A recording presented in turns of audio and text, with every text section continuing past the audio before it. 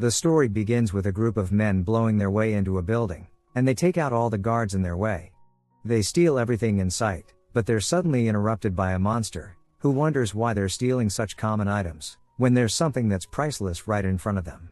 They wonder how he knows about their job, so he reveals that he was the one who hired them. He grabs a sword, and mentions how it's ironic that such a holy place is housing the sword of the demon knight Sparta, which is the most powerful weapon of hell. One of the men tells him he can take anything he needs, as long as he pays them for the operation, but he cuts off the man's head, so the others start shooting him, but he blocks their bullets and takes them out. The guards surround him, but he presses a button, which causes an explosion that sets everything on fire. We see a woman walking down the street, but her daughter loses her toy, so she goes to get it, but she's suddenly attacked by demons. She begs them to spare her daughter, but a man named Dante comes to her rescue, and destroys the demons with his gun. He tries to act cool in front of the woman, and he notes that there have been other attacks in the area, so his client hired him to look into them. As they talk, the woman's daughter suddenly turns into a demon, and tries to attack Dante, but she returns to normal when he looks at her. She transforms into a demon once again, so he prepares to shoot her, but the woman stops him, and runs away with the girl. Meanwhile, the news of the attack on the Vatican City spreads throughout the world, and people start to wonder if demons were behind it. At the White House, a man named Pfizer reports that the attack was the work of terrorist demons, but the president wonders how he can be sure, so he notes that his team tested the DNA found at the scene. He explains that the demons are an evolutionary branch of humans, and they live in a parallel universe. He thinks one of their common ancestors managed to get to the other universe, where they evolved after surviving the harsh environment.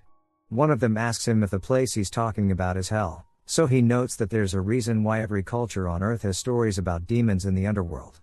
He reveals that they found an interdimensional rift that acts as a bridge between the two worlds, but it has been blocked by a field of quantum interference. The natural disturbances in the field create portals, which allow smaller demons to pass through, but the larger demons can't use the portals, because they aren't stable enough to support their complex structures. They wonder who Fisher works for, and the vice president William reveals that he's a part of an organization called Darkcom, which is an independent security firm. A man arrives with the footage of the rabbit's attack, and as everyone watches it, the rabbit tells them that if they want to find him, they should look for the hunter. The president realizes that the rabbit is dangerous, and William thinks he's telling them to find the demon hunters, so he orders his men to gather all of them. Meanwhile, Dante goes to a diner, where the waitress gives him her number, but he just wipes his face with it. He suddenly senses a truck crashing into the diner, so he quickly moves everyone out of the way, but the truck explodes. The diner is completely destroyed, but we see they all manage to survive, and Dante tells them to get out of there. He's shocked as his brother Vergil appears before him, because he's supposed to be dead. He extends his fingers and attacks Dante, but he dodges the attacks, and shoots him in the head. Vergil transforms into a demon, and Dante realizes it's the baby demon from earlier. Meanwhile, the military gathers the demon hunters, and starts interrogating them. One of them reveals that a broker named Enzo Bayonetta told him about how he set up a job for a talking rabbit, but he thought Enzo was just crazy. The police start looking for Enzo, and he tries to run away, but they're able to catch him. They threaten to torture him, but he notes that they don't need to do it, because he's ready to cooperate.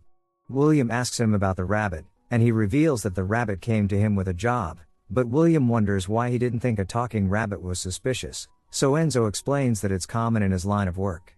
He notes that the rabbit only wanted to hire Dante, so Fisher thinks he's the one the rabbit told them to find. He's impressed after reading Dante's file, and William wonders if they have anything they can use to link him to the rabbit, but Fisher reveals that he was reported to disappear from 5 jobs, just because he got bored.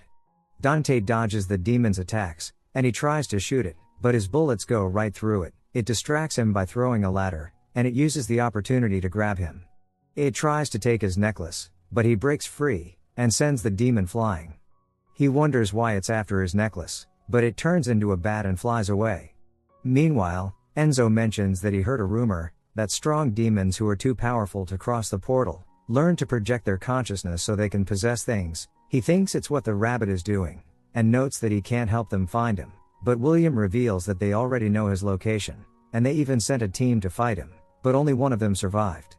He asks Enzo about the Sword of Sparta, and he mentions that Sparta was an ancient demon who sided with the humans to fight his own kind, William notes that he already knows the story, but he needs to know about the sword, so Enzo reveals that Sparta created a wall to divide the two realms, with the help of his sword and a magic amulet.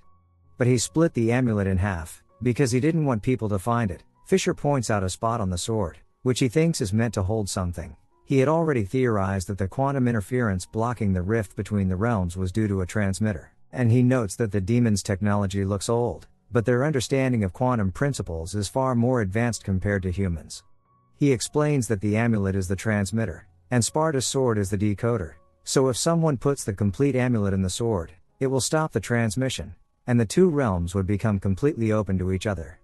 Fisher worries it will lead to the end of humanity, but William notes that it's the duty of Darkcom to stop it from happening. Fisher mentions that since the rabbit went after the sword, he must be looking for the amulet as well, but William reveals that he already has half of it. A man named Anders, who was the only survivor when his team was wiped out, reveals that the rabbit knows the location of the amulet's second half, and he even went after it, but his plan failed. William wonders what his plan was, and Anders notes that he hired someone for a setup job, so they realize that Dante has the other half.